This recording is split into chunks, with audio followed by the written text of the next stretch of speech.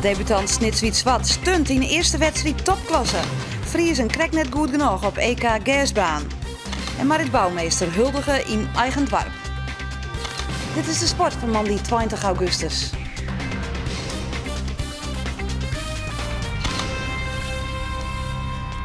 Goeien en welkom bij Boppenslag. In deze uitsturing ook nog een verslag van een wel heel drege editie van de 100 kilometer van Bethlehem. Skielerje in 30 graden hitte. Maar eerst voetbal.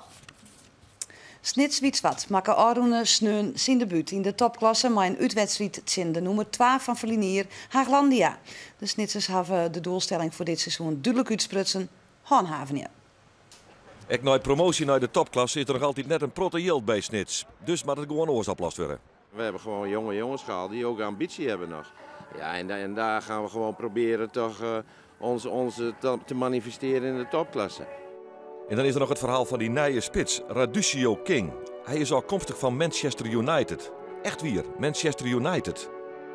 Radusio komt, die is met 17 jaar vanuit Zeeburgia, Amsterdam, is hij vertrokken naar Engeland. Heeft hij bij West Bromwich gezeten en de laatste 3 jaar bij de dependance van Man United, FC United. En daar was hij semi-prof. Hoe komt hij bij hem? Het is niet wie je bent, maar wie je kent, Geert. En die kennis, dat is Sabi Etemadi, oud-speler van Cambuur, speelt nu in België. En hij hier kunde onder Radusio King, die nou in Friesland wennet. En zo komt de nieuwe spits dus in dienst van Snits. Hij mocht nog net meedoen, want de formaliteiten bij de KNVB waren nog net al rond. Dan de wedstrijd tegen Haaglandia, de eerste in topklasse verbaan. En het gaat al na 4 minuten mis voor de Snitsers. Hier de vrije trap van onvierder John van Otterlo. Keeper Kevin van der Meulen het hinder van de zinnen. En Murat, ek al een oud-prof, kan heel simpel intikje. Sneuwe start van Snits in deze wedstrijd op een tropisch sportveld in Rijswijk, Arone Sneun. Maar gaan wij de wedstrijd zo Snits de schroom al rap afsmitten. Hier is een prachtig paasje van Kevin van der Meulen op Freek de Jong. En die wordt volslijn onterjocht op vlaggen voor boetenspul. Ek de grensrechter hier hinder van een zinnen, zoals die letter verkleedt. De vrije trappen die komen altijd op namen van John van Otterlo van Haaglandia. Hier prikt er een krek naast de goal van Kevin van der Meulen. Maar de Snitsers die lieten haar bepaald net oerinnen daar in Rijswijk. En zochten de onval, daar werd mogelijk. Ramon Giro Batalla, hij zo uitgroeid naar een van de uitblinkers Arone Sneun. Hier maar Scott werd in het vizier nog Jussies te heen gehad. Maar Jussies letter is het wolrekken. Prachtig paasje van Mark Homme van der Veen. En dan is het Ramon Giro Batalla die keurig voorbij Jessie van de Burg snijdt. En maar een prachtig tikje keeper Verstraten van Haaglandia kansleerslid. Een prima doelpunt van de Spanjaard in dienst van Snits. En het is op dat tijd volslijn terug de 1-1. En dat wiek de rest van de wedstrijd. In de tweede helft is het hier Haaglandia op de linkerkant met Danny de Leeuw. Zet de bal voor, Kevin van der Meulen kan het goed verwerken, maar het doelpunt zal elkaar worden vanwege een trilflater. Goed onjoen terugskierschuchter Frank Jansen, die het heel duidelijk in zijn oordeel is. En dus bleef het 1-1. En Snits doet gewoon mee met Haaglandia. Hier een prachtig baltje van Kees Smaal op de opkomende Kevin Huytema. Die houdt het oorzicht, vindt Erolan Derguti en dit hier absoluut de mogelijkheid best van Snits om al in de 5e minuut van de tweede helft op 2 in vastsprong te komen. Haaglandia dan. Maar een hensbal van Ahmed op de rane van de 16 meter. En dat is tricky, want daar kun je Xamareert voor krijgen. Schiedsrechter Jansen liet het bij een gele kaart. En dit ter ongenoegen van de spelers van Haaglandia. Daar komt Snits heel goed voort. De vrije trap is weg van Otterlo. Net onaardig naam, maar hij gaat voorbij de goal van Kevin van der Meulen. En dus bleef het 1-1. En Snits beziekt het muitenvoetbal in. En doch dat is bepaald net de mindere van Haaglandia. Hier pikt Daniel Benning de bal op. In een mooie paas naar Ramon Giro Batalla. Tussen 2 man in. Het schot gaat oer. Maar Snits liet je zien dat ze absoluut net de mindere binnen. Een lange ingooi dan van Michael Grendel. En de omhaal van Kees Smaal treft echt nog geen doel. Maar dan dit moment. De uittrap van keeper Kevin van der Meulen. Brengt de bal bij zijn collega aan de orenkant. Smaal houdt druk. Keeper verdedigt slecht uit. En daar is het Erolan Derguti die met een prachtig doelpunt de 2-1 overwinning bij Snits brengt. Ja, dat was gewoon wat teruggespeeld op de keeper. En Kees die zet gewoon goed druk. Waardoor hij slecht uitverdedigt. De bal komt voor mijn voeten en ik zie de keeper te ver uit zijn goal. En ik schiet van een meter of 30 volgens mij. Ik denk dat het wel 40 is hier. Oké, nou goed. Vanaf 40 meter schiet ik hem gewoon binnen. Dit is super, want je wint van de nummer 2. Twee hele korte vragen in één keer, twee hele korte antwoorden. Ben je trots? Ik ben hartstikke trots. Ben je blij? Hartstikke blij. Cambuur spelen vrijdag de eerste thuiswedstrijd van het seizoen. Tegenstander wie Fortuna Sittard. Cambuur wil voor het eigen publiek in het eerste optreden van dit seizoen een goede beurtmaatje en zocht de onval. Hier mist op onjan van Mark Diemers nog Michiel Hemmen de goal. Jussies letter is dit een prachtig schot van Mart Dijkstra. Hij rost hem er van 1,34 meter prachtig in. En zet hem bij Cambuur in de 22e minuut op een verzinnen 1-0 vastsprong. Geweldig uithaal van Mart Dijkstra. En de keeper van Fortuna is vervolgens kansleers. Cambuur zocht meer de onval. Hier is het Melvin de Leeuw. Uit Helly maar links. En de latter die brengt nog redding van Fortuna. Hij speelt mijn masker naar zijn Brutse Noors in Volendam. En aan dit moment de voorzet van Drosten. Keurig op de holle van de gemaskerde de Leeuw. En daar is Michiel Hemmen. En hij scoort in de 28e minuut van de eerste helft de 2-0 van Cambuur. En dat zou ik de eindstand betjutten. Wat een prachtige voorzet van Drosten. Wat keurig waaromlijn van de Leeuw. En wat prima inkopt door Michiel Hemmen. Cambuur wint de eerste thuiswedstrijd met 2-0 van Fortuna Sittard. 2010 wie het de laatste keer dat een Fries Europees kampioen gasbaan was. Theo Pijper pakte door de titel. Maar dit weekend kon het zomaar weer zo vier wezen. Op de Grenzerbaan van Eenrum wienden dit weekend twee kanshavers. Dirk Fabriek en Yannick de Jong. Ik denk wel dat je training hebt zien dat er 18 rijders zijn die al heel wat gaan. En ik meestal je denken van normaal van die hek makkelijk te pakken, die zit er wel goed bij. De mogelijkheid is er. Ik zit lekker in mijn vel, materiaal rent goed. Ik heb de laatste Nijgereens geen technische problemen meer aan. Vrede een goede generaal in Staphorst. Ja, daar ben ik tweede geworden, dus dat ging hartstikke best. En ik zit gewoon lekker in mijn vel. Ja, ondanks het warme waar, maar ja, dat is voor iedereen gelijk. Ja, gewoon die best bloeden aan en gaan we die banaan. Naast Fabriek en de Jong is er nog een Friese deelnemer. Jeffrey Woordman van Watten. Hij is nog maar 21 hier en daarmee de jongste deelnemer. Ja, dat is mooi. Ik rij nu 5 jaar op solo en ja, ik ben nog steeds de jongste. En wat verwachten ze hiervan? Ja, ik hoop de B-finale te halen, dat is top 10. En vanuit daar ja, is alles nog mogelijk. Liek als alle orensportevenementen had ik deze sport te krijgen bij de warmte. Ja, je moet goed eten en drinken. Ja, zo simpel is het. Maar zit maar eens met 34 graden in een dik pak op een motor. Daar wil je net blij van. Je stionk het pak uit, hè? Ja, nou ja, ik heb er geen les van. Ik roep mezelf niet meer, dus... Dan hoe naar de wedstrijden zelfs. Elseningen riet 4 series en de beste 4 plaatsen haar voor de finale. Daar komen de beste 2 uit de B-finale nog bij. De Tsjech Alles Driemel is oppermachtig en wint alle series, zaak disse van Yannick de Jong. De orentraaien plakken wat verdeeld worden tussen Stefan Kat, Jurg Tebbe, Dirk Fabriek en Yannick de Jong. Ze al hier 16 punten en dus moet er 1 aanvallen. En dat is sneu, maar dat wordt Dirk Fabriek. Omdat hij krijgt als hier in deze serie geen 1 serie wint en hij wordt wel eens 4 keer tweede. Maar geen nood, Fabriek kan hem via de B-finale nog plaatsen voor de A-finale. Deze man helpt het trouwens net, maar vrij is het wel. In de B-finale echt deze Jeffrey Woordman. Maar jelwijs de race gaat het mis. De Duitser Matthias Kreuger gaat hier onderuit. Hij riet Samar het skut op. Hij is nog wel onspreekbaar na de race, maar hij wordt wel met de ambulance naar het ziekenhuis gebracht. Dan de herstart van die B-finale. En de start van Fabriek hier helemaal links is geweldig. De eerste 2 gaan naar de finale en hij pakt vlot de leading en jouwt die 4 rondjes lang net meer uit handen. Spannend is wat er nog meer naar de finale tageert. Het gaat tussen de Engelsman Glenn Phillips en Jeffrey Woordman. Ze lissen hier 2 en 3 en het scheelt helemaal niet.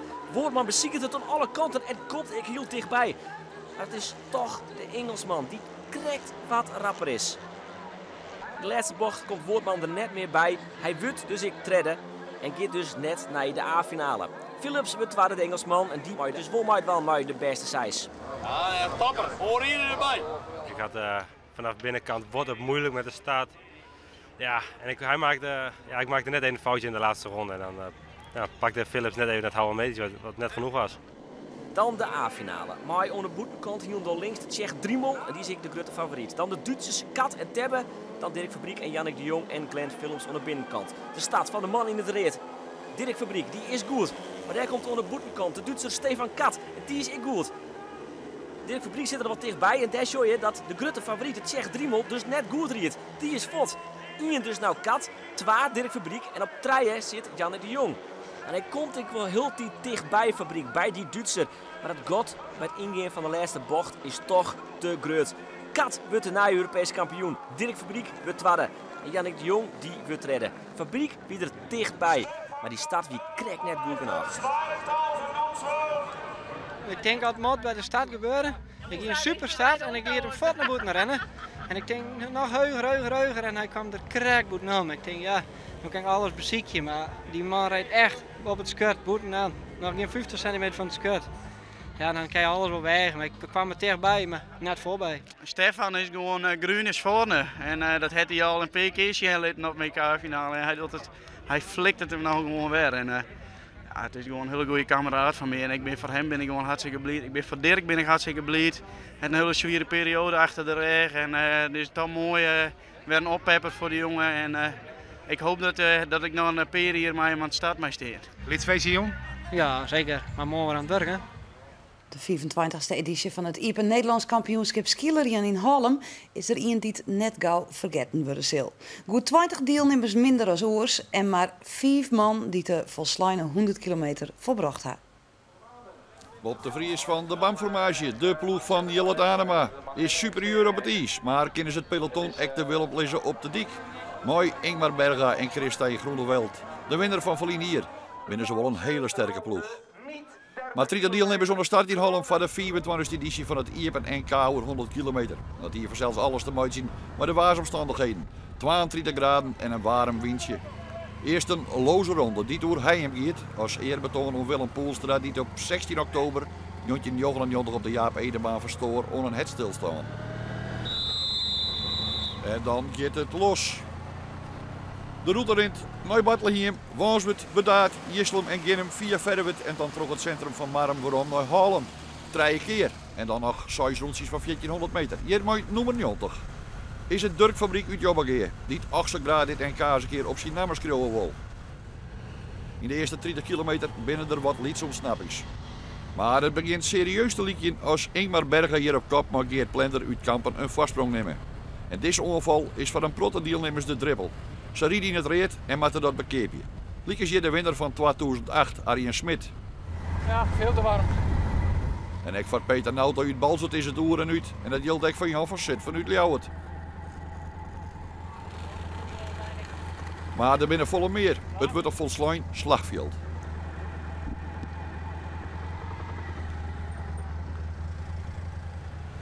En dan komt er een kopgroep. Maar Saman. Bob de Vries uit de Halen. Rob Hadders uit Grens. Ingmar Berga uit Hogeveen. Willem Hut uit Waskemar. Christijn Groeneveld, Heer Hugowaard. Gerwin Smit uit Helmond. En Dirk Fabriek uit Jobbageer. Een serieuze ontsnapping. Oorzijn. De enige ontsnapping, want de andere mannen ben haast alle jaren al afgestapt. 3 man dus in de kopgroep van de BAM-formage. Dat binnen Bob de Vries, Ingmar Berga en Christijn Groeneveld. Maar wat wichtiger is, ik nog 3 Friezen. Zo het dan een slagje, een Frieske winning. Zond 98 net meer voorkomen. Door wie het Jan Eijzer Kromkamp die de 100 kilometer woont. En dat is ontnota de jennerste Fries. En zag je de samen verder. En dan is er een demorage van Bob de Vries uit de Halen. Hij beziekt het, maar hij bloot in het zicht van de oren 6 man. Bob zal het dan ik net oprijden. Maar de bandploeg luidt de sweeper eroer, want de winnaar van Verlien hier beziekt het dan direct weer eens een keer. Het is Christijn Groeneveld die er hier van tussen gaat. En dan Dirk Fabriek in de achtervolging. En die had zelfs gekregen van Willem Hut die het aansluiten had.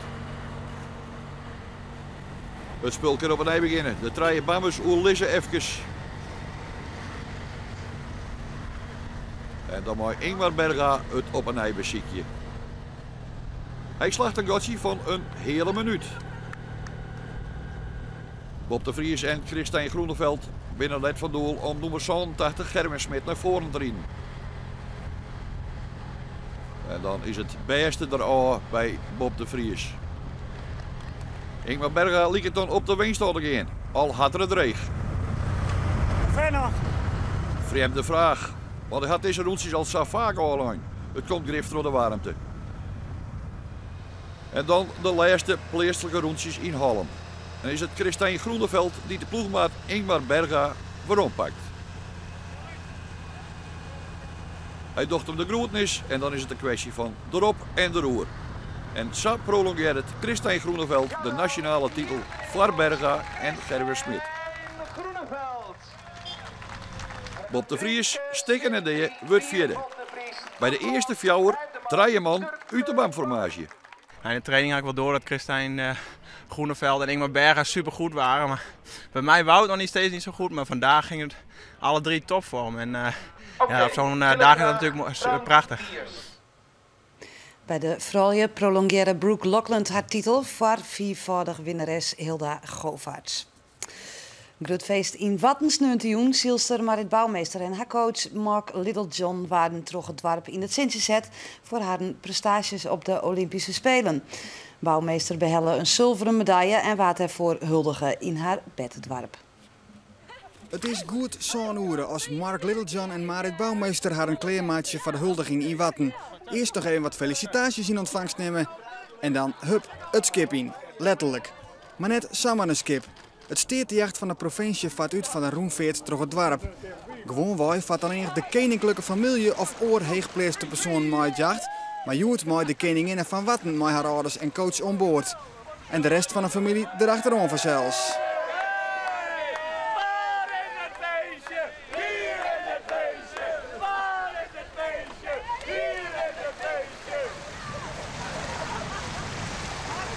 Haast het hele dorp is uitroen om Marit Bouwmeester te eren.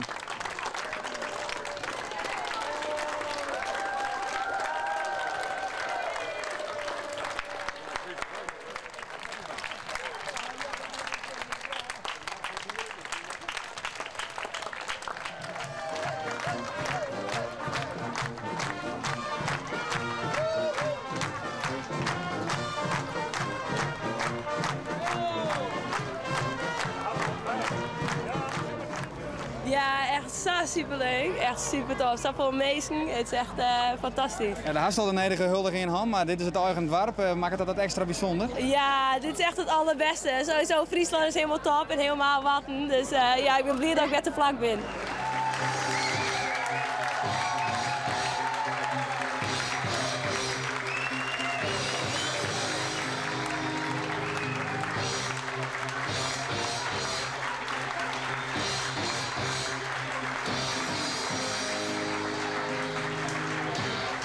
In de speciaal inrichte feesttinten wordt Marit Bouwmeester oerladen met cadeaus.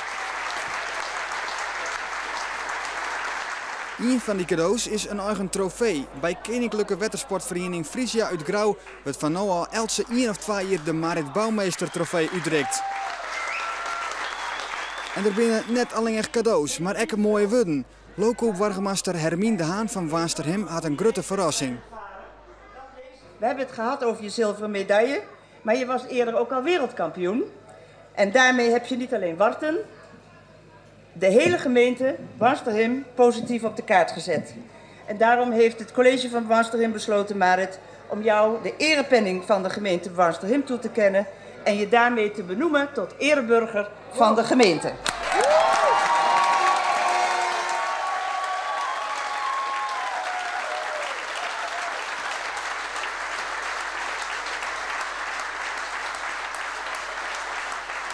Ja, ik hier dat echt net verwachten. Het is echt heel bijzonder. En zo ja, zulke leuke dingen zijn. Dus ja, dat is wel, maakt het wel een beetje meer echt. En ja, echt heel bijzonder. Ja, want er is heel wat zijn. Er zijn aardig wat sprekers. Ja, ik mooie win. Wat doet dat maar hij? Ja, sowieso. Normaal leef je best wel een egoïstisch leven. Dan ben je zo volle pot van huis. En is je amper meesting. En dan in één keer, ja, dat het helemaal dood. En dat iedereen van je komt. Ja, dan denk je van, oh, dat is wel echt heel tof. Want zelfs het leven is soms zo eenzaam. Maar dan is het zo leuk om nou tussen alle meesten te staan. Coach Mark Littlejohn wordt vanzelfs ook huldigen. En ook hij had mooie woorden van zijn pupil. the fact that you believed in me and I believed in you. We walked together. The journey was wonderful and I'll never forget. But if you allow me, maybe I can walk with you a bit further and change the colour in Rio. Thank you.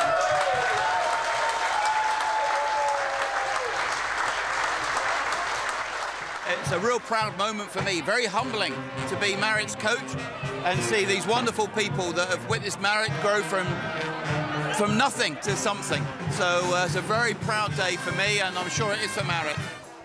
Na de speeches kan het genieten beginnen. Van Bouwmeester breekt een periode van rust aan. Pas over een jaar hier mag ze van haar coach weer serieus beginnen. Hoe moeilijk wordt het voor jou zo'n periode van rust? Ja, ik ben heel slecht in rust, dus manje begin ik alweer. Dus ja, dat doe ik wel hoog woorden, denk ik. Maar ik kan totaal net stilzitten, dus daar heb ik in één keer trof. Nou, eerst het feest nog maar even in. Zeker weten.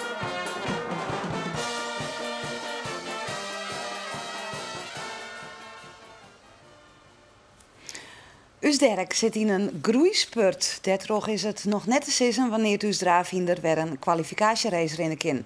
Maar hij had het er ook nog, want Usderk is on tour tussen simmer. Sneun weer in Burgum. Op het smoorhiete terrein van het concours koerpubliek Derk bewonder je. Trainster Sjoukje Wagenaar had het er maar druk mooi. En echt het sneun net maar die hege temperaturen. Maar dat wordt in de toekomst wel hoor, zo weet ik, de speaker. Dit gaat nog op een mooi drafje, maar rekent u maar, dames en heren, dat het straks snoei en snoeihard gaat. Op 22 september is er een meet and greet met Derk op het concours Hipiek in Droegeham. En vanzelfs hopen we dat er zo gauw als mogelijk weer opkomt voor kwalificatie. Daardoor letter meer nijs eerst nog even groeien. Het is een paard met een grote toekomst. Zij is dat. Ontsafje de sport van deze man die 20 augustus. Graag wies ik je op de Vrouwelijks PC komende woensdag. Die is vanzelfs de hele dag te volgen op de radio bij u, maar ik op uw internetsite, Omroep Live. Nou dadelijk, keer jij naar het Nijse Joet. Een heel mooie joent te wensen. Doeg!